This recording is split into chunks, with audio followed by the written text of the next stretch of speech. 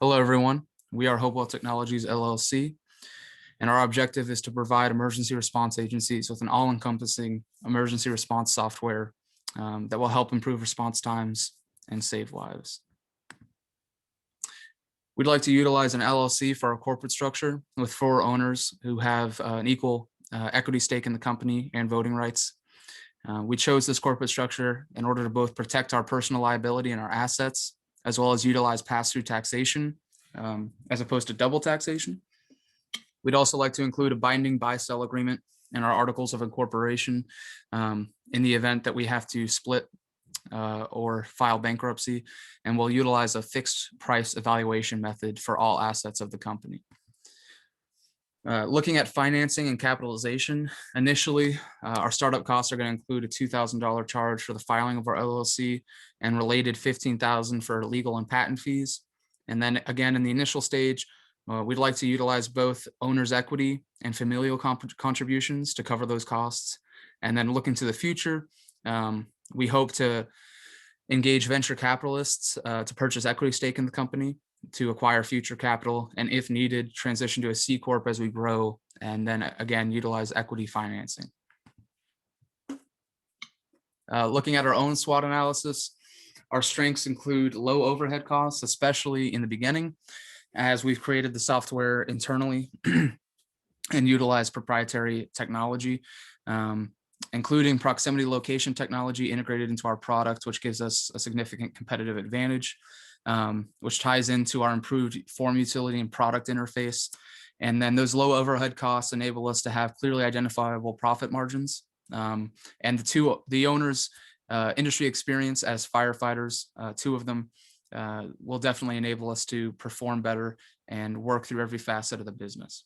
However, we also recognize that there will be significant R&D barriers as there are in the development of any software. And then the inability and inexperience of the owners when it comes to market research will be an obstacle we need to overcome. That, coupled with the timeline required for the development of such an intricate software, could pose a threat. And coupled with our lack of market research experience, we also don't have experience financing a business, and that will be difficult to overcome. We're going to need some outside consultation. That being directly in line with our company's current brand image being non-existent. We're just entering the market, so we're going to need to overcome that with heavy marketing. We do have some opportunities, though, here in New York. The rural market is largely untapped. A lot of smaller fire departments are currently unable to access these products due to financial obligations. That and the growing both national market here in the US with increased fire departments and the global market, especially in Europe, could pose a great opportunity for us moving forward. Most departments here in the US are seeing an increased access to federal grants. And we see a societal trend for faster responses as people are expecting departments to get there quickly as they know technology is advancing. However, the market is heavily saturated. It's an oligopoly. And that, along with strict government regulations related to anything federal and anything emergency response related, could be an issue. Anytime you're dealing with software that deals with addresses or personal information, there's potential consumer privacy concerns. And moving forward, trying to expand and invest in technology, those could be significant issues for us. Our target market, which is a niche market, will initially be local fire departments. As we expand, we hope to extend our product to both police and EMS departments as well. And our marketing strategy will heavily emphasize the necessity of our product for life safety and the efficiency of our interface. However, our highest or most significant competitive advantage is definitely our price point. Offering lower module softwares for those poorly funded departments will provide us with a significant advantage. And here we have one of the largest competitors, emergency reporting. They currently hold about 15 to 20% of the domestic market here in the US. They offer unlimited concurrent users. So it doesn't matter how many personnel are using the system, the costs don't increase. They're utilized by every type of response agency here in the United States. They also have a secure and encrypted cloud-based records management system, and they invest heavily in consumer and consumerism through their own initiatives and donations to NGOs. They are known for having issues with slow or unreliable notification speeds, which is definitely an issue with any type of emergency response. That and their complex pricing model, which is very intricate, coupled with their lack of product customization. It's one size fits all, which we know is not very true when it comes to largely the differentiated size in emergency response departments. Their user interface is complex, it has poor form utility, and their record management system is reliant on internet access, which may not always be available. Again, the opportunities in the untapped foreign markets are present. That and the ability to integrate with supporting products, which they recently did, improving their form utility. We're seeing an increased demand in the DoD, federal government agencies, and the private sector, such as offshore oil rigs. Here in the US, there are niche trade shows and local training academies where you can showcase the product. That, with the growing number of domestic departments, is definitely a great list of opportunities for them. However, the strict government and federal oversight is always going to be a threat. They recently acquired that company, which can create internal instability. And then trying to find qualified personnel can create some recruitment obstacles. And as they try and remain competitive, their future R&D expenses, coupled with some potential economic downturns, can provide a large potential threat. However, the positives are that they have a very simple pricing model. It is per device. That and their 24/7 reliable customer support and modular software packages going in different stages. I just realized this is Active 911. Oh, well. It is compatible with any device, both iOS and Android. And they do offer free trials, which will help departments feel comfortable purchasing their product. Just like emergency reporting, they have issues with delayed notifications, which we hope to improve upon. They do integrate GPS into their products, but it's usually inaccurate when it's in close range. They're very expensive, up to $14 per device. And then they do have a lot of features, but it's so complex and hard to find that they're often underutilized, and they do not offer a record management system in their product range. They can increase their community outreach, which would help their brand image. We see 5G internet capabilities hitting here in the US, which would definitely help response times. That and that untapped rural market, which they don't currently market towards, could be an opportunity. And we see that growing market in the private sector, which is not marketed towards by Active 911 currently. They may also implement some loyalty programs, rewarding customers for long time use. However, it's a highly competitive market. It's saturated. We have a large number. We have a small number of firms with large portions of market shares. We see that local dispatching agencies, along with federal regulations, enact their own regulations, which can be costly to adapt to. Here, R&D, to meet market demand, they have to stay competitive, and that comes with a lot of expenses into development of new products to remain new and innovative alongside their competitors. Our product is what's known as an emergency reporting software platform. If you pick up the phone and call 911 today, the person on the other end of the line is going to be a dispatcher at your local county dispatching agency. Any pertinent information related to your emergency is then directly transmitted into a computer-aided dispatch system and then sent to an emergency response software platform being utilized by that department responding to your call. While it is a business product, its price point combined with the number of options out there make it a shopping product as well, as they will spend some time looking at different offerings on the market before making a decision. And we would like to utilize an independent R&D department, both the owner's industry experience combined with our well-defined research projects that we initiate into the product's use and response times will help us move forward with new product ideas.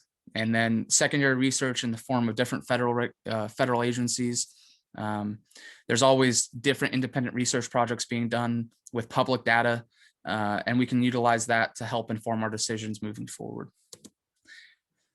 We would like to copyright the design of both our mobile and computer applications. However, patenting these products can be a bit difficult because you need to find distinguishable software features, such as our integrated proximity location technology. And when looking at hiring outside personnel, we would like to find qualified first responders who have both the education and the professional experience to bring to the company. For motivation of our employees, we'll offer a wide range of fringe benefits, including insurance, company cars, etc. And then we'll also offer quarterly performance reviews to make sure our employees are feeling valued and paid attention to. So, Blaine McCollum will be our CEO. He has experience managing a small business, a car wash, for 1 year. He's a business administration major, and he's currently forming an LLC centered around this product in real life. And he's been accepted to various 4-year schools as a finance major and is still currently deciding. Our chief sales officer will be Jack Ansbro, who, in addition to being a BAT major, also has experience as a golf sales and operations specialist at Trump National Hudson Valley. And we believe that'll give him the experience needed to be our chief sales officer. Our chief operations officer will be Michael Sampson, who not only has a bachelor's degree, but is currently a Microsoft software engineer and has experience creating several successful software startups, which will give him the experience needed to run the day-to-day operations of our company. Hector Vasquez will be our chief financial officer. Not only is he a BAT major as well, but for the past 10 years, he's gained experience managing the personal family-owned business of his, the restaurant, and learning how to operate their finances. It's a long time. Our chief marketing officer will be James Murray, who is also a BAT major, but has recently formed his own LLC and has not only created and designed a marketing campaign for his business, but has also implemented it, which gives him the most experience out of all of us when it comes to marketing. Hopewell Technologies will look to use a simplified line structure.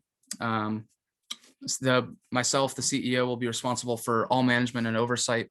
However, I'll also delegate to our executive officers, who will then, concurrent with that simplified line structure, utilize a linear flow of management and delegate to those in their department. And all of us, all 4 owners, will have an equal say when it comes to voting rights and equity. Our marketing strategy, we'd like to utilize various different methods and mediums. And looking at the traditional methods, we would like to get an ad in Fire Engineering Magazine, which has a 50% market reach to firefighters here in the US per month. Digital mediums, Fire Rescue One website, which releases various news articles and product development offerings, which is an average of 755,000 firefighters per month here in our target demographic. And as we know, here in the 21st century, social media is vital to any marketing campaign. And the secondary data that we've compiled indicates that first responders are mostly using YouTube and Facebook.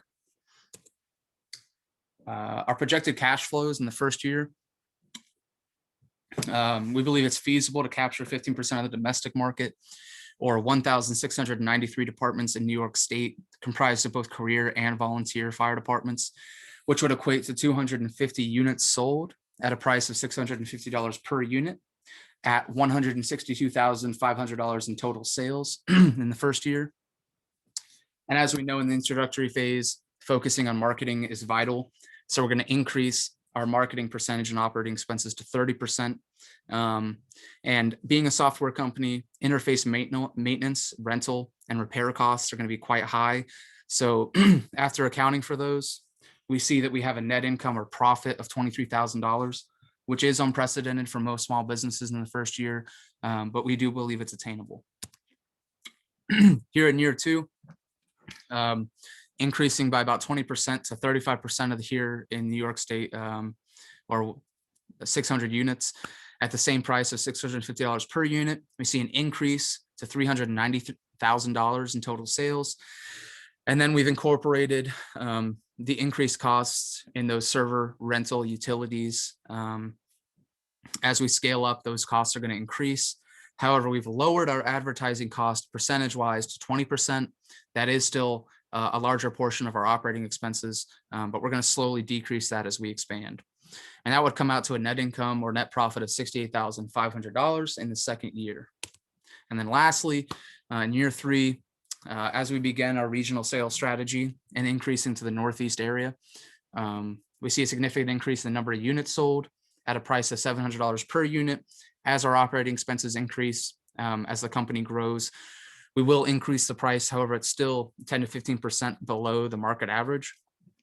And then as those costs increase, we have more servers that we need to utilize to handle the demand of our product and additional customers.